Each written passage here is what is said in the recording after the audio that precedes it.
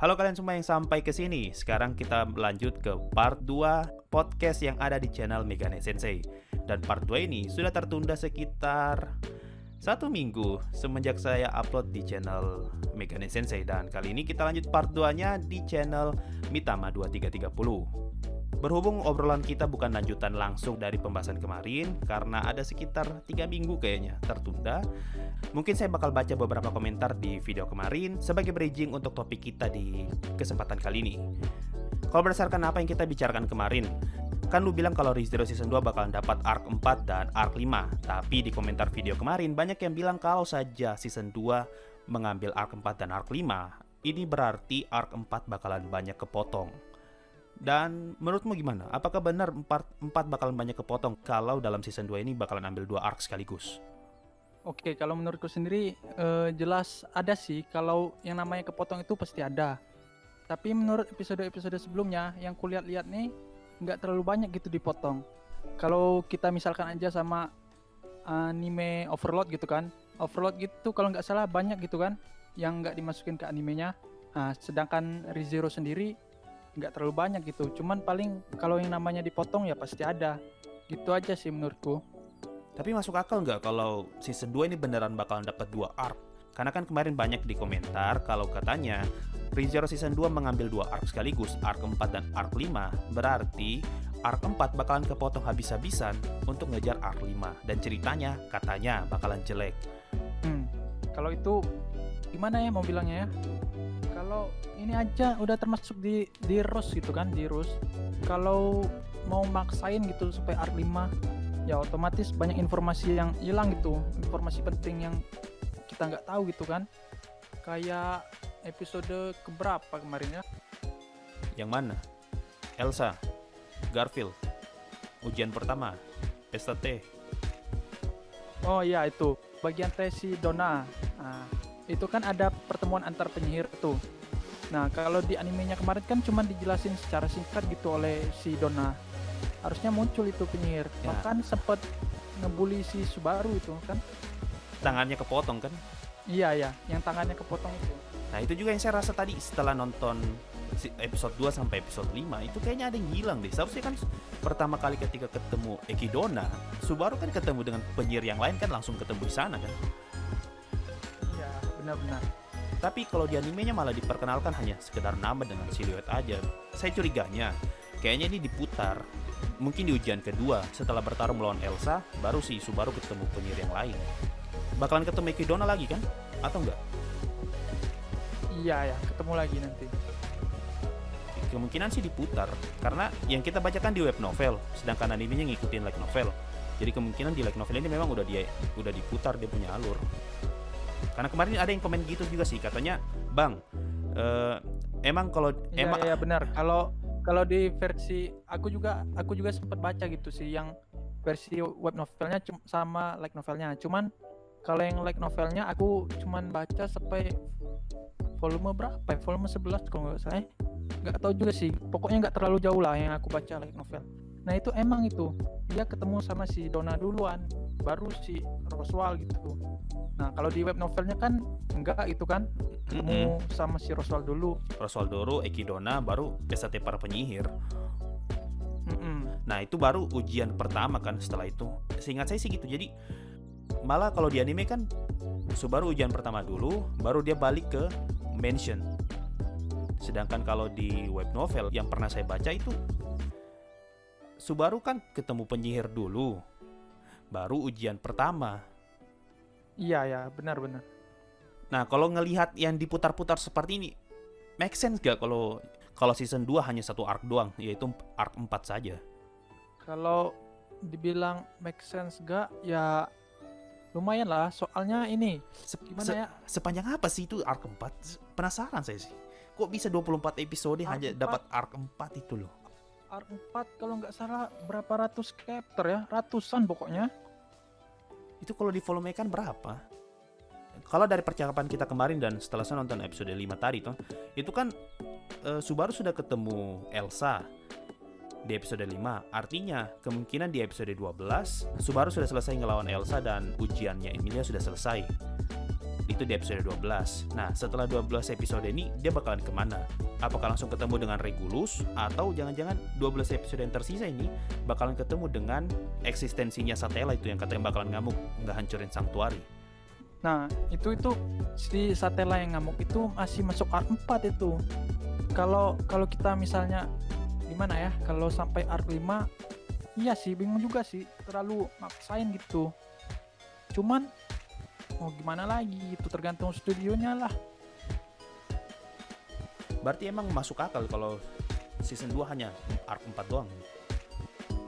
Masuk akal sih, cuman ya gitu. Palingan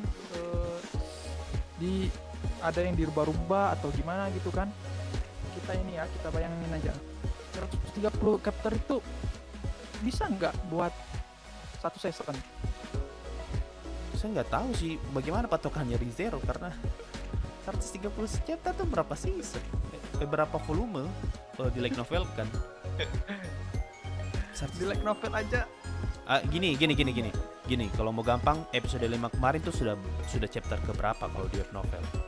Episode 5 kemarin nih yang ketemu Elsa di dalam mansion. Menurut web novel atau light novel? Web novel aja lah, web novel aja. Web novel. Aku juga lupa ini chapter berapa. Kalau di light novelnya aku tahu itu volume 10. Kalau gitu pakai perbandingan light novel aja lah. Itu di pertengahan volume 10 atau di akhir volume 10 atau baru masuk ke volume 10 ketika Subaru ketemu Elsa. Udah akhir. Berarti 5 episode 1 volume. Ya. Jadi sekitaran 5 volume dalam season 2 nanti. Tapi waktu ya bener juga sih. 5 episode 1 volume. Lumayan loh itu 5 episode 1 volume. Banyak cerita yang gak kepotong berarti. Kalau overall kan 3 episode 1 volume itu kan kepotong banyak. Apalagi Hari Fureta 1 volume 1 episode. Beneran tuh 1 episode. Iya, yang 1 episode. Beneran, kalau nggak salah yang di ini pas masuk ke Dungeon Golem itu 1 volume tuh sebenarnya, seingat saya. Makanya saya sempat pernah bikin video review marah-marah karena ini kenapa dipotong separah ini sih. Cuma ini kayaknya panjang deh waktu lupa saya di dungeon siapa itu. Kok malah cepat sekali. Itu parah sih. Itu 1 episode 5 volume gitu. Tidak, satu episode 1 volume. Oh, 1 episode 1 volume. Parah tapi itu sih. Sama dengan Lock Horizon, 1 volume 1 episode. Itu juga kena itu. Banyak yang marah-marah di bagian itu. Kalau nggak salah di season 2-nya kah? Yang bagian Kanami itu kena itu 1 volume 1 episode. Server Cina. Oh, yang di server Cina. Temannya lama kan? Teman namanya. Itu sebenarnya 1 volume loh, dipangkas jadi 1 episode. Parah. Artinya kalau 1 volume 5 episode bagus itu. Ya, udah termasuk bagus lah. Nggak terlalu banyak dipotong. Cuman dia paling dirubah dikit-dikit gitu kan. Pastilah, karena dari yang saya baca di web novel, ketika yang Subaru ketemu Byakuya di dalam perpustakaan, ya pertama kali tuh, kalau nggak salah di episode 2 kah? Yang dia tanya tentang Roswell. Nah itu kalau saya baca di web novel tuh saya rasa kayak Subaru kayak direndahkan sekali di antara percakapan mereka. Tapi kalau nonton di anime ini kok kayak biasa aja. Padahal kalau baca di web novelnya itu kayak Subaru menderita banget loh. Dijelaskan dia punya ekspresi, dia sedang apa, perasaannya bagaimana. Tapi kalau di anime kan semua itu nggak dijelaskan, hanya ditampilkan dalam bentuk visual, jadi nggak terlalu kerasa sih. Cuman berdasarkan dialog doang. Kalau di novel itu kan berdasarkan kayak gimana ya, dalam pikirannya gimana gitu kan. Pikirannya, ekspresinya kan semua dituliskan dalam bentuk tulisan, jadi kita paham. Kalau di anime kan divisualisasikan, jadi kadang ada beberapa pesan yang tidak tersampaikan. Iya, visualisasikan melalui dialog doang sih. Dialog sama si tingkah lakunya doang. Kita kita lanjut lagi lah, kita cari-cari pertanyaan untuk dijawab. Ini ada yang nanya nih, admin Mitama 2330. Saya mau nanya, adiknya si Elsa itu apakah orang yang sama dengan bocah yang dicurigai mengendalikan Demon Beast? Bocah yang diselamatkan Subaru paling terakhir yang dijadikan umpan di episode 11. Soalnya rambutnya sama-sama biru keunguan dan sama-sama di kepang. Iya. Itu emang dia. Mungkin kalian masih ingat gitu kan, waktu Subaru lawan gerombolan anjing-anjing yang sama-sama dengan rem di hutan gitu kan. Nah, itu tuh sebenarnya yang keroknya itu si bocah itu. Bocah rambut biru itu. Si adiknya Elsa. Berarti bukan kebetulan itu? Enggak kebetulan. Kalau nggak salah itu emang kerjaan si adik Elsa. Karena dia kan pengendali Demon Beast. Itu binatang-binatang dia semua itu. Anjing-anjing itu. Oh, pantasan si siapa nih? Rem kayak kesulitan gitu loh anjing-anjing itu. Ternyata memang dia sudah disetting ya untuk ngelawan mereka. Iya, yang kecil tuh kan yang bisa jadi gede itu. Itu ingat kan waktu si Subaru sama Rem nyariin si bocah-bocah itu kan, bocah-bocah yang hilang gitu kan. Kan ada banyak gitu bocah-bocah yang hilang. Itu yang nggak ada di situ cuman si yang rambut biru doang. Mungkin kalian nggak sadar sih. Ini makanya aku kasih tahu gitu. Itu yang di sana yang nggak ada, yang rambut biru doang. Oh, sudah ditis dari season 1? Iya, cobalah. Mungkin kalian baru rewatch lagi kan, nonton lagi itu. Coba liatin, pasti nggak ada gitu yang rambut biru itu waktu Subaru nyariin. Subaru sempat juga gitu kan, lah kok hilang satu ini. Oh iya benar, ada bocah yang hilang ya. Iya. Oh, sudah ditis dari awal. Keren juga berarti dia ngatur plotnya. Itu udah di situ dari awal. Itu juga kita nggak bakal tahu gitu kan kalau ternyata beang keroknya bocah itu sendiri. Iya sih, saya juga baru tahu sih kalau ternyata. Saya kira kebetulan itu yang ngelawan anjing-anjing itu ternyata diatur tuh. Sumpah lah. Ada aja. Gak ada pertanyaan yang bagus lagi sih. Ya udahlah kalau gitu saya nanya aja. Jadi kan kalau setelah nonton episode 5 kan si Elsa sudah masuk di dalam mansion, berarti semua orang di dalam mansion itu sudah mati tuh. Nggak terlalu dijelasin sih, cuman ya pasti itu mati, ya fix itu. Tapi diceritakan nggak Frederica sekuat apa? Ini Frederica kalau nggak salah pernah gelut tapi dia kalah. Oh, itu berarti mati ya, sudah jelas ya. Iya, itu ada kalau nggak salah di di cerita selanjutnya setelah itu. Nah, si Petra, tahu kan Petra? Yang bocah baru itu kan, bocah mate baru. Nah, itu dia dibunuh gitu sama si Elsa. Kalau dari situ aja kita udah lihat dia dibunuh, ya pasti yang waktu Subaru pertama kali udah dibunuh itu. Berarti Subaru ke mansion berapa kali ya? Setelah dibunuh sama Elsa dia bakalan balik lagi atau itu sudah dengan Garfield? Dia minta bantuan Garfield? Enggak. Dia keberapa kali ya? Aduh, lupa pula aku bagian itu. Berarti berkali-kali dong dia ke mansion itu? Ya dia bingung dulu gitu mau cari bantuan siapa. Tapi kan Garfield nggak bisa keluar dari Sanctuary. Maksudnya kan gini, kan di yang alur pertama ketika pertama kali ke mansion itu kan Subaru pergi di saat Emilia gagal yang kedua kalinya kan? Yang mana? Yang Subaru sudah mulai pergi ke mansion dengan orang-orang dari kota untuk kasih kembali penduduk-penduduk yang emang yang manusia utuh, dan pergi ke mansion pertama yang mati akhirnya dibunuh sama Elsa tuh. Itu kan Emilia percobaan kedua gagalnya. Emilia gagal di pertama. Maksudnya percobaan kedua kan di ujian pertama, percobaan kedua kan masih gagal tuh. Iya. Nah itu kan setelah itu baru besoknya Subaru pergi ke mansion kan? Besoknya. Artinya Subaru kalau mati di situ dia balik ke checkpoint hari keberapa? Dia Subaru balik waktu di checkpoint di makam. Waktu dia baru selesai bangun dari mimpinya itu. Oh, berarti masih sempat. Iya.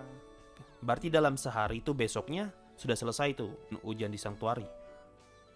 Enggak ujiannya kalau nggak salah lama itu. Emilia gagal beberapa kali, banyak kalau nggak salah. Sedangkan Subaru nanti gagal di ujian kedua karena dia nanti lihat gitu kan, dijelasin gitu sama si Donna. Kalau sebenarnya kemampuan dia ini bukan kayak game gitu kan, save kan, terus load ini kita ngeload gitu kan, dunianya nggak lanjut gitu. Ternyata nggak, dunia yang tempat Subaru mati itu tetap lanjut. Subaru ya udah mati. Subaru yang mati ini dibawa ke dunia yang Subaru masih hidup gitu kan. Jadi yang mati itu tetap lanjut dia. Dia nggak merasa bersalah kan kalau Subaru yang lama mati? Iya, justru itu. Subaru stres gitu nanti. Oh, dia tahu kan, diliatin gitu kan, gimana ekspresi orang-orang ketika tahu Subaru mati gitu kan. Oh, itu ujian keduanya. Iya, ya itu di opening juga udah dijelasin sih. Ada kan scene Subaru Oh, jalan-jalan iya. di mayat-mayat dia. Oh iya betul, yang jalan di mayat-mayat. Nah, itu dia ujian kedua itu dia. Dia lihat ini dia lihat kalau dia mati dunia terlanjut gitu kan. Itu beneran Dia sudah apa-apa. lanjut.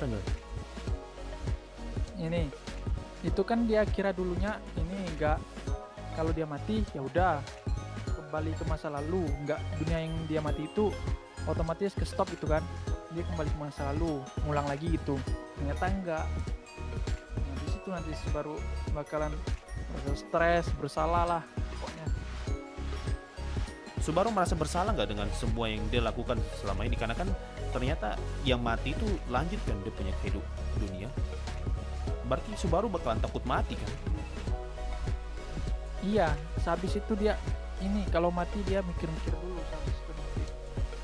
Dia enggak ceroboh lagi lah. Ini kan ceroboh gitu kan yang sebelum ini kan. Yang waktu dia nusuk leher itu kan. Nusuk leher itu ya. Itu terbilang ceroboh lah itulah. Bayangin aja udah berapa Subaru gitu mati. Dari season 1. Kalau gitu kita anggap Subaru sudah keluar, sudah kalahin Elsa, sudah sampai di mansion. Berarti dia balik lagi ke Sanctuary. Siapa? Subaru. Kan belum ketemu itu, kan belum ketemu siapa? Ini Satella. Enggak, Satella itu munculnya sebelum itu. Waktu di Sanctuary. Dia waktu ini ceritanya. Kan Subaru gitu ini bacot masalah ini kemampuan dia kan sama si Echidna, yang istilahnya ngerumpi lah dia istilahnya mengenai kemampuan dia. Nah di situ nanti karena di situ kan nanti ada penghalang gitu kan, jadi otoritas si Satella gitu gak bisa nyentuh Subaru. Tahu kan waktu kalau Subaru mau ngomong kalau dia bisa hidup lagi bakal ada kayak tangan tak terlihat gitu kan ngeremuk jantung si Subaru. Nah, Iya. Itu kehalang itu sama kemampuan si Donna. Nah setelah itu konsekuensinya yaitu si Satella muncul, bukan Satella sih, Witch of Envy-nya muncul eksistensinya. Nah waktu dia muncul itu ya udah dia obrak-abrik gitu kan, dihancurin sana sini. Disitulah nanti ini Subaru bilang kalau ini dia gak suka sama si Satella gitu kan, mendingan sama si Donna katanya. Itu terjadi sebelum Emilia selesaikan ujian atau sudah selesai ujian? Sebelum. Ya udahlah kita skip aja lah daripada pusing nih. Ini tadi saya nonton di episode 3. Kan siapa ini? Donna sempat singgung tentang kompensasi penyihir. Di mana penyihir berikan sesuatu tapi sebagai gantinya dia tidak boleh melakukan sesuatu. Nah, saya curiganya jangan-jangan tidak boleh melakukan sesuatu. Di episode 3 itu sebelum Subaru keluar dari pesta penyihir itu kan itu salah subtitle mungkin. Gimana? Kompensasi penyihir itu si Subarunya nggak boleh ngomongin itu ke orang lain. Nah, iya itu maksudnya. Makanya waktu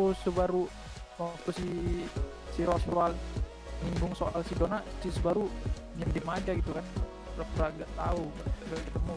Nah itu maksud saya, jangan-jangan ini yang saya konek sih. Jangan-jangan maksudnya kompensasi penyihir itu yang sekarang terjadi ke Subaru. Jadi Subaru diberikan kemampuan untuk kembali dari kematian, tapi sebagai kompensasinya dia tidak boleh ceritakan kemampuan itu ke orang lain. Itu dikasih tahu nggak kalau ada hal seperti itu? Oh, Ngerti nggak maksudnya? Maksudnya bukan cuma untuk Echidna doang gitu. Ya, kan yang di anime tuh si Ekidona ngasih kompensasi penyihir ke Subaru, yang dia kasih berupa izin untuk ikut ujian, tapi sebagai gantinya jangan ceritakan apa yang ada dalam sini. Nah, ya, pertanyaan saya, apakah si Satella ini ngasih kompensasi penyihir juga ke Subaru dalam bentuk dia bisa hidup lagi dari kematian, tapi sebagai gantinya tidak boleh ceritakan kekuatan itu? Kalau itu aku cukup yakin bilang enggak, karena gimana ya? Pertama, mereka belum pernah ketemu. Jadi si Satella nggak mungkin lah ngomong kompensasi penyihir. Kedua, itu si Satella ngasih Subaru diceritain kalau dia karena cinta gitu sama Subaru, bukan karena timbal balik gitu. Karena dia cuman suka aja gitu, karena cuman cinta doang sama Subaru, biar Subaru nggak mati gitu. Kan bahaya gitu kalau Subaru mati. Kalau gitu kenapa ada yang bilang ini Subaru sama dengan Flugel? Saya baca di komentar ada yang bilang gitu. Subaru pernah ketemu Satella dalam bentuk Flugel atau gimana gitu, nggak ngerti saya. Ini yang masih jadi perdebatan fandom ReZero ini. Ini gimana ya? Mau dibilang hoax kan hoax. Tapi mau dibilang fakta juga bukan fakta gitu. Soalnya rumor lah. Jelasin. Rumor. Ya bisa kita anggap aja rumor lah. Nah, rumornya si Subaru itu reinkarnasinya si Flugel. Flugel ini sendiri adalah salah satu tokoh yang menyegel si Satella. Kan tokoh-tokoh yang menyegel Satella itu ada 3 gitu. Ada Flugel, ada si leluhur dari keluarga Van Astrea, terus ada si Naga Vulcania. Nah, kalau kita ibaratkan aja nih, Subaru itu reinkarnasi Flugel kan, dia yang nyegel Satella. Ya kali Satella suka sama orang yang disegelnya. Itu juga masih rumor sih, kalau ya bisa aja lah dia suka karena ada sesuatu gitu kan, tapi belum jadi fakta gitu. Kenapa, masih misteri lah pokoknya. Kenapa sih ini, siapa sebenarnya Subaru ini, reinkarnasi Flugel atau bukan, belum dijelasin lah di novelnya. Masih jadi rumor, tapi orang-orang fandom itu sering nyebut gitu, cuman belum fakta sih. Itu berarti sama kayak gini kasusnya kalau di Overlord tuh kekuatannya victim. Banyak yang bilang kekuatan victim begini padahal belum pernah dijelasin. Benar kayak gitulah. Oke lah, anggaplah kalau gitu cuma rumor. Oh ya, ini saya ingat lagi kemarin ada yang komentar gini, alasan kenapa si Emilia nggak ingat sama Betelgeuse karena Emilia nggak pernah ketemu Betelgeuse langsung. Selama di season 1 Emilia nggak pernah ketemu Betelgeuse, makanya dia nggak sadar kalau itu Betelgeuse. Enggak, itu salah itu. Aku baru keinget kalau Emilia gitu nggak ingat sama si Betelgeuse, soalnya ingatan dia yang waktu kecil dulu disegel sama si Park gitu. Disegel ingatan dia, baru ingat aku. Kampret lah.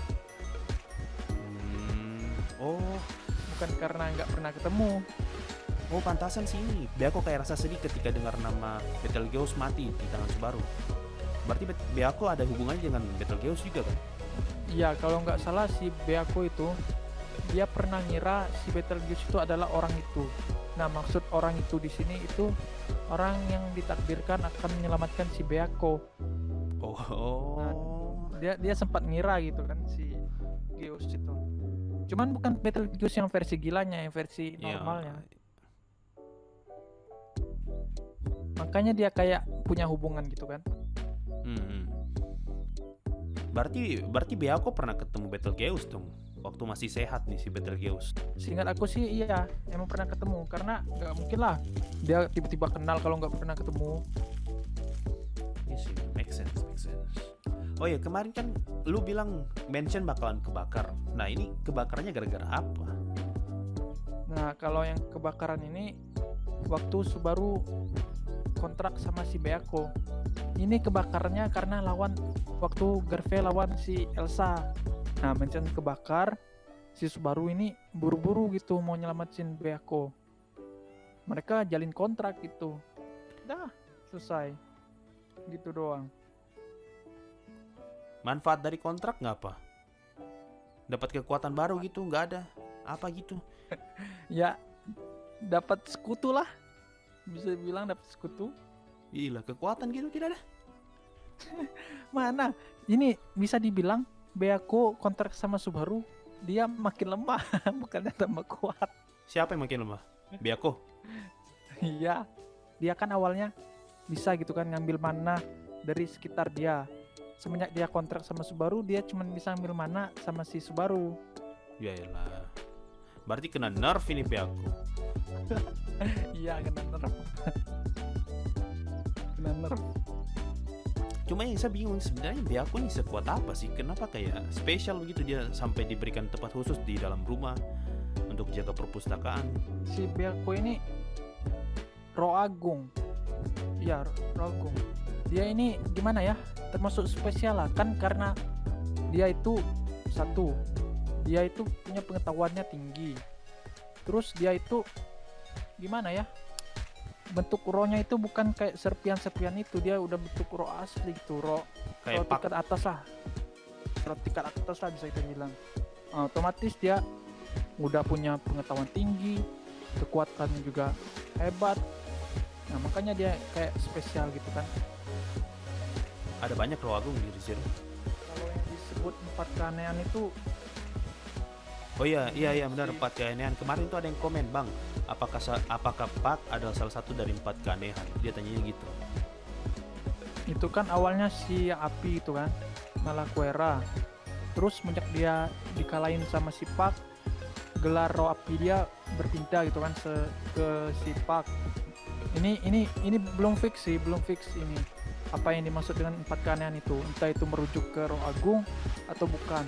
Pokoknya kalau kita bisa dibilang, ya kita anggaplah 4 keanehan itu 4 Roh Agung lah ya. Nah, 4 Roh Agung itu ada si Pak, Malaquera tadi, sama Zarestia. Yang lainnya masih misteri. Berarti sudah 3 nih diketahui. 3 sudah diketahui. Iya. Berarti tinggal 1 doang. Kan 4 keanehan. Ini ada juga yang tanya nih dari kemarin nih, Karyanto dia nanya, apakah Emilia itu Satella? Ini juga jadi pertanyaan dari season 1 sih. Kenapa Emilia dikatain mirip sama Satella? Inilah bisa kita bilang sama kayak si Subaru tadi. Kalau Subaru kan dibilangnya Flugel. reinkarnasi Flugel gitu. Kalau si Emilia dibilangin si Satella gitu, reinkarnasi Satella gitu kan. Masih rumor gitu, belum dijelasin. Sampai sekarang belum dijelasin. Iya, nggak bisa dibilang hoax, nggak bisa dibilang fakta. Makanya kita nggak tahu gitu yang mana yang benar, yang mana enggak. Karena belum fakta gitu kan. Jadi nggak bisa lah kita anggap benar gitu. Nggak ada yang coba gitu lah. Nggak ada yang coba membuat teori gitu. Kan pasti ada macam di fandom tuh ada teori-teori terkenal gitu yang kayak sudah disusun sebaik mungkin sehingga Itu orang banyak teori percaya. Nah, teori-teori gitu mungkin lu tahu, bisa diceritain. Kalau teori Emilia itu Satella, yang paling absurd inilah paradoks, anjir. Paradoks. Apaan paradoks? Nah, ceritanya itu kayak ini gitu kan. Satella itu adalah Emilia di masa depan, anjir. Aduh, stop sudah. Kalau sudah gitu berhenti, cukup. Saya juga pusing. Jangan. Kalau sudah begitu berhenti. Kalau sudah dibilang ini dari masa depan, sudah stop, berhenti, itu pusing. Iya, karena aduh gimana ya, teori-teori gitu kan liar kemana-mana, ini disambung ini disambung itu.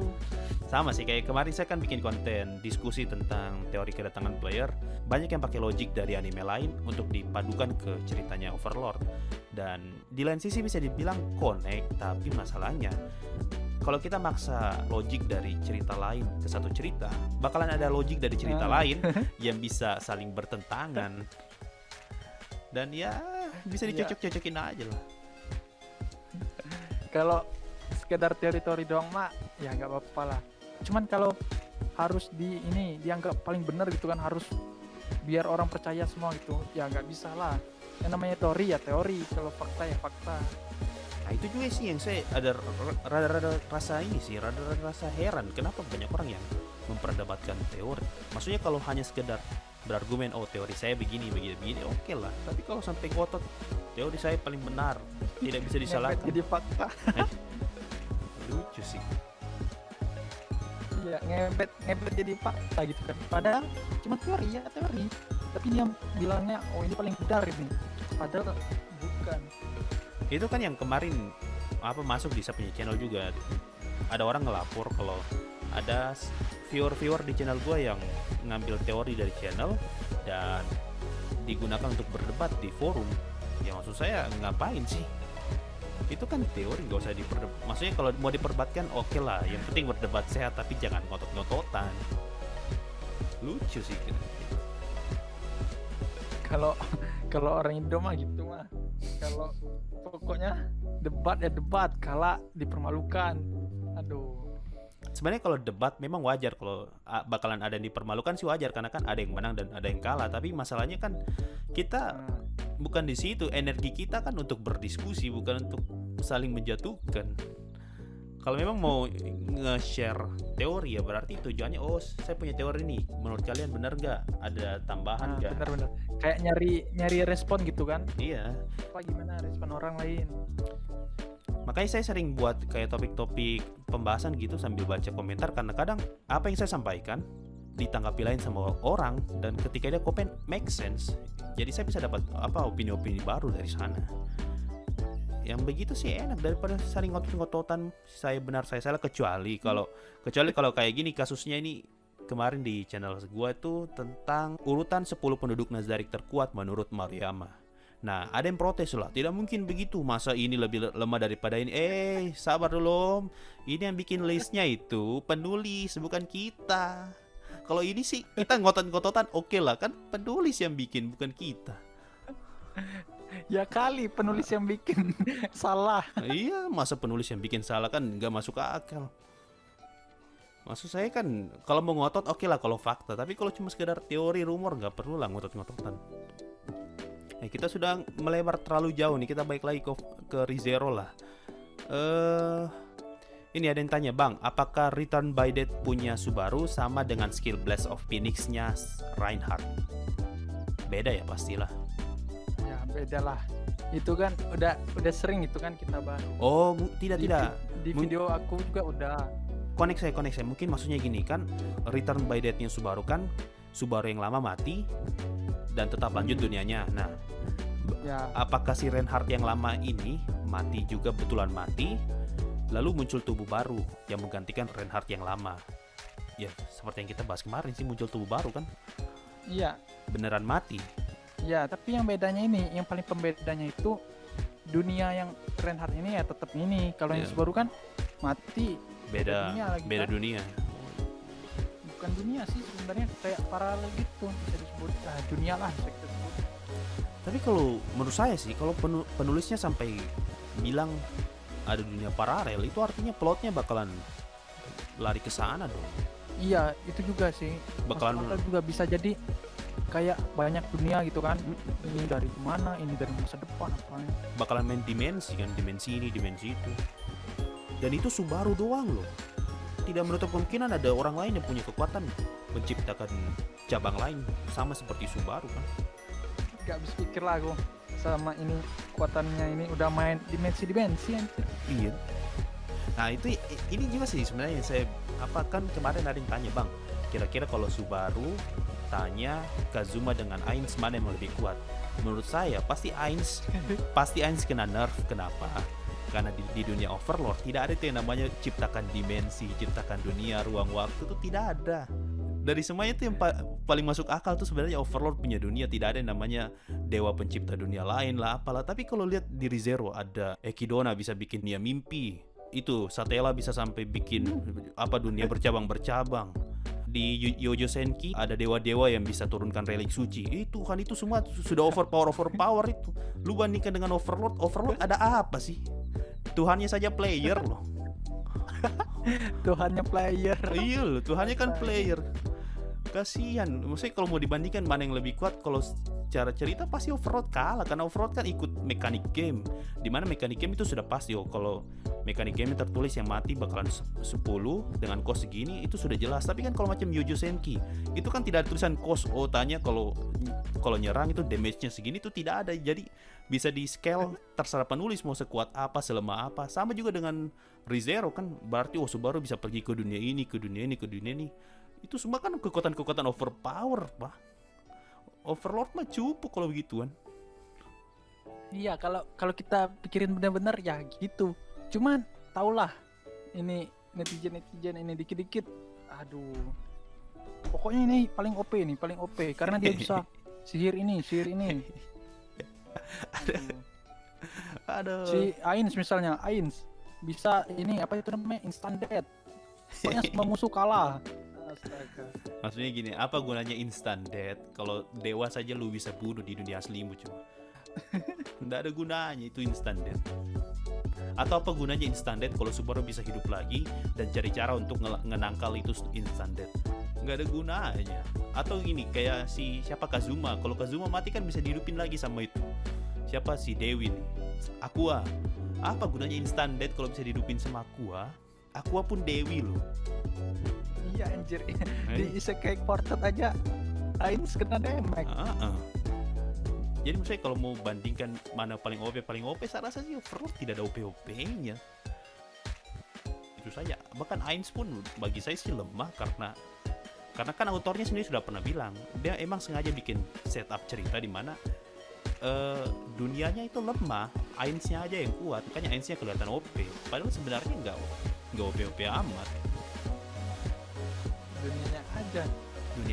Dunianya aja yang lemah. Kebalikan sama ReZero, dunianya yang kuat, MC-nya yang tidak bisa apa-apa. Ini ibaratkan kalau main game tuh paling susah gitu, insane. Sedangkan MC-nya astaga level 1 cuy. Level 1 baru, kalau mau naik level susah lagi. Cuman bisa save load gitu doang.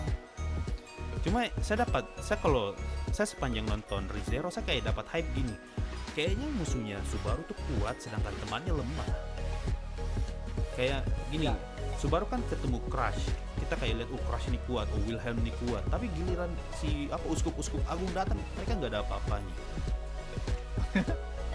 Giliran ketemu sama Garfield yang kayaknya kuat nih. Ini siapa nih majikannya Subaru? Roswell. Roswell nih kayaknya kuat. Pas di episode berapa? 2 ke 3 itu. Ini kenapa Roswell jadi sakit-sakitan? Jadi kayak ini sebenarnya si Roswell itu dalang dari Arc 4 ini sebenarnya. Dia dalang di Arc 4 ini cuma sampai Subaru untuk masuk ke Sanctuary, atau sampai rencana jauh-jauh lagi itu masih dia punya konspirasi. Ini bakalan spoiler berat sih, cuman nggak apa-apa lah ya. Ini sebenarnya dari mulai awalnya si Roswell itu adalah beang keroknya. Kenapa bisa? Pertama dia adalah ketua dari fraksi Emilia. Dia aja luka-luka gitu, sampai luka-luka. Nah waktu dia luka-luka, dia mau buat si Emilia ini jadi yang nyelesain gitu. Seakan-akan Emilia ini hero. Jadi orang-orangnya itu, wah Emilia ini hebat. Jadi kayak naruh kepercayaan gitu sama Emilia. Sama kayak kasus waktu penyerangan penyihir itu yang season 1. Itu si Roswell itu sengaja gitu. Dia kabur, dia suruh Subaru nyelesain. Nah, dia kan bilang kan, wah Subaru ini hebat sekali bisa nyelesain. Dia itu sebenarnya ngetes baru bisa nggak dia ini. Karena dia tahu Subaru itu punya kemampuan gitu. Roswell ini dalang di balik semuanya. Dan si Roswell ini ngelakuin semua hal ini konspirasi karena dia suka sama si Donna. Berarti konspirasinya selesai kalau sudah keluar dari Sanctuary dong? Iya, sampai Arc 4 doang. Ntar dia bantuin Subaru juga. Jadi dia ini bisa dibilang setengah jahat, setengah baik lah. Si Roswell ini. Sekali dia ini tega. Kan banyak gitu Subaru mati waktu penyerangan pemuja penyihir itu kan. Itu ulah si Roswell itu. Dia tahu pemuja penyihir bakalan nyerang. Cuman dia malah kabur aja gitu. Gak ada otak emang. Tapi yang saya bingung tuh, apa yang akan Roswell lakukan kalau ternyata Subaru nggak bisa selamatkan semua orang? Dia itu. Padahal dia cuma sekedar ngetes doang anjir. Jadi bahan eksperimen gitu kan, bisa dibilang. Bakalan bagus sih kalau ada macam cerita spesial yang ceritain apa yang akan terjadi kalau ternyata Subaru gagal, baru Roswell bakalan ngapain. Cuman itulah nggak diceritain. Padahal kan kita pengen gitu kan, apa sih Roswell ini bertanggung jawab atau gimana itu kan? Atau dia stres karena rencananya gagal, ternyata Emilia mati. Kan Emilia bagian dari rencananya juga. Iya. Jadi kalau Emilia mati kan rencananya juga gagal dong. Gila emang si Roswell ini. Menurut pandangan pertama aku sama si karakter Roswell ini waktu nonton animenya doang dulu. Wah, aku waktu season 1 aja udah curiga. Ini orang nggak bener. Dari openingnya aja bisa dilihat gitu kan. Ya, dari muka aja kelihatan sih mana ada karakter baik-baik mukanya gitu. Itu tipikal karakter muka-muka jahat yang ada bikin konspirasi di balik semuanya. Benar-benar. Cuma ya gitu aja lah. Mungkin apalagi yang mau dibahas, kira-kira sudah 1 jam loh ternyata. Sampai di sini aja dulu kah? Lain kali lagi mungkin. Boleh lah, kita berhenti aja di sini lah. Lain kali kita bahas apakah selain ReZero. Saya pengen tanya-tanya sih soal ini, apa yang lu alami selama ngurus fanpage? Awalnya kayak biasa-biasa gitu aja kan. Nanti aja lah kepanjangan nanti aja lah. Saya pengen aja banyak nih, apakah ada drama, bagaimana susahnya, ngapain sih bikin fanpage itu. Tapi nanti aja lah, siapa tahu subscriber mau pengen dengar ya, suruh request aja, nanti kita lanjut lagi. Oke deh kalau gitu. Benar. Untuk closing saya kasih ke lu aja lah, lu yang punya channel, masa saya closing. Oke, mungkin sekian dulu podcast Mitama bersama Megane Sensei ya. Mungkin lain kali kami bakalan podcast lagi kalau ada waktulah dan ada kesempatan. Sorry kalau masih kaku, kita namanya juga masih belajar. Benar. Itu aja sih dari saya. Kalau dari aku sendiri ya, makasih lah sama Megane Sensei udah ngajakin podcast bareng kan. Ya jarang-jarang lah, baru pertama malahan. Sama sih, saya juga baru pertama ini. Sama lagi nih loh, saya punya rencana pengen nyari orang lain untuk diajak podcast lagi. Kayak channel-channel kecil yang bahas anime itu banyak loh, dan pembahasannya bagus-bagus. Benar-benar. Ya boleh tuh. Ya anggaplah ini jadi pijakan pertama, jadi semoga awal lah. Jadi awal. Ya mungkin sekian dulu lah. Kapan-kapan kita lagi lah ngobrol-ngobrol. Oke. Gak harus bahas ini sih, gak harus bahas ReZero, Overlord yang gak harus lah, kan banyak juga yang mau dibahas. Kayak apa, struggling ngebangun channel tuh kayak gimana. Lah gitu aja closingnya. Sampai jumpa di video berikutnya dan bye bye.